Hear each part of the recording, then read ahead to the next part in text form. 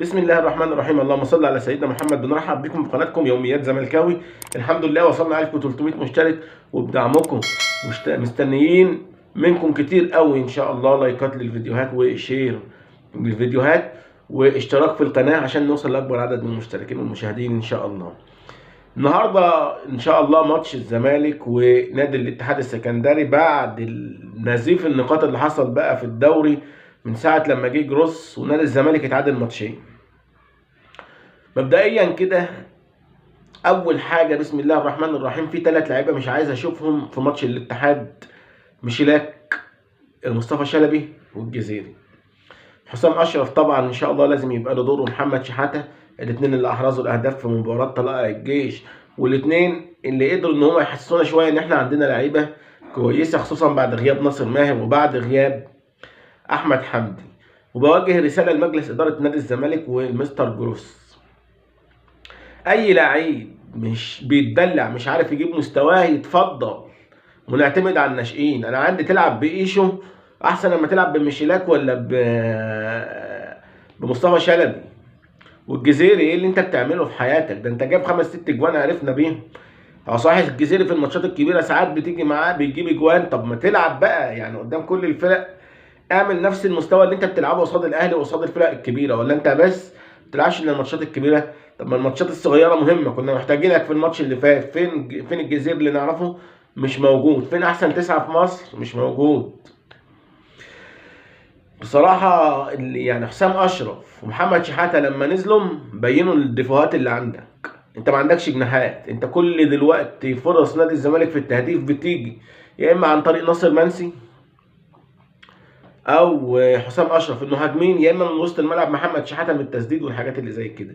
فلو كانوا هم مش قادرين يأدوا الدور اللي مطلوب منهم، خلاص يبقى بناقص ميشيلاك وبناقص مصطفى شلبي. العب يا عم بزيزو مكان ميشيلاك، اكيد طبعا زيزو في مكانه احسن مليون مره، ده لو زيزو نايم احسن من ميشيلاك. والعب بايشو الناحيه التانيه، مش مشكله، مش مكانه.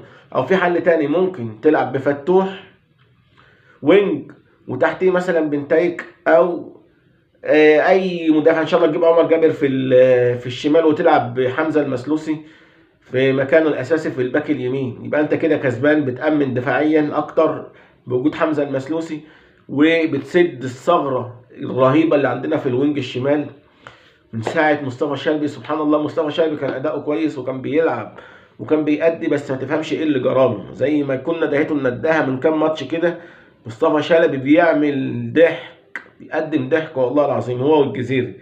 يمكن عدم وجودهم افيد للفريق من وجودهم. والظروف المهببه اللي زي دي هي اللي بتصنع نجوم. اي ناشئ دلوقتي هياخد فرصه هيركب، لان مفيش حد في الفرقه.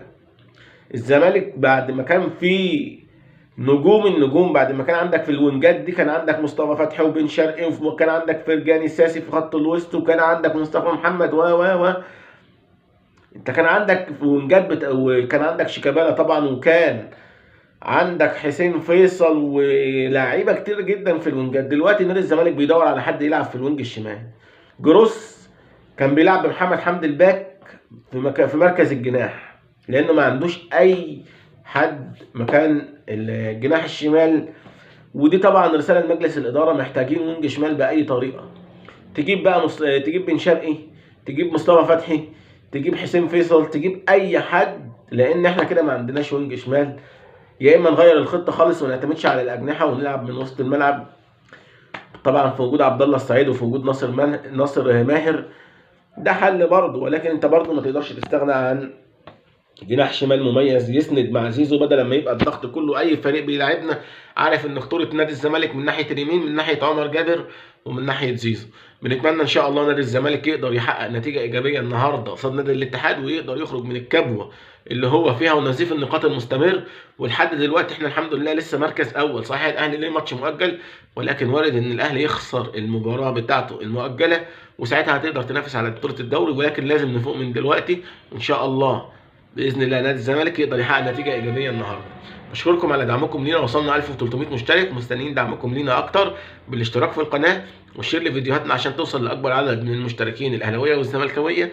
وبشكر اخواتي وحبايبي الاهلاويه اللي بيخشوا يعلقوا على فيديوهاتنا، خصوصا تعليقاتهم المحترمه والخفيفه والظريفة واللي دمها خفيف واللي بتسعدنا طبعا تواجدهم على قناة يوميات زملكاوي.